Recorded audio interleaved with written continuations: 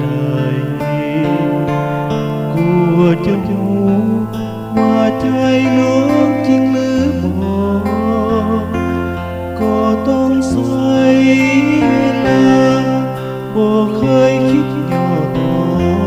แต่หัวใจให้มีเพียงน้องคนเดียวบ่มีใครอยู่ในโลกนี้ที่จะเหมื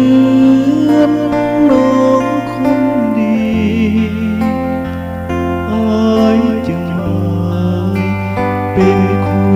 ชีวิตจะหาคนดี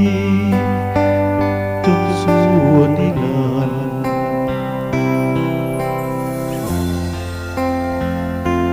จงสงสารอายเถิดควรชีวิตขออย่ามีปัญหาคิดห่างกันภูเขาสูงอาสันทะเลกว้างไกลกีดกันบ่แปร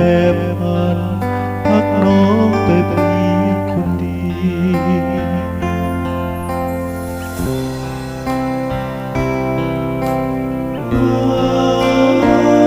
รักน้องสุดใจกลัวสิ่งใดอยู่ในโลกนี้บ่มีใครเทียบกันเปรียบปานโลกชีวิตเกิดชาตินี้ขอมีเพียงน้องคนเดียว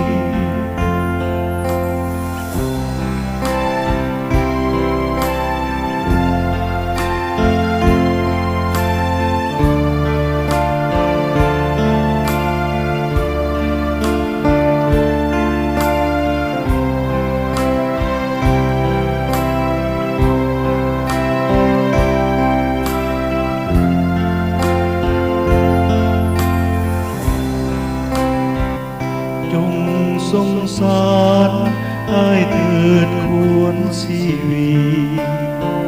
ขออย่ามีปัญหา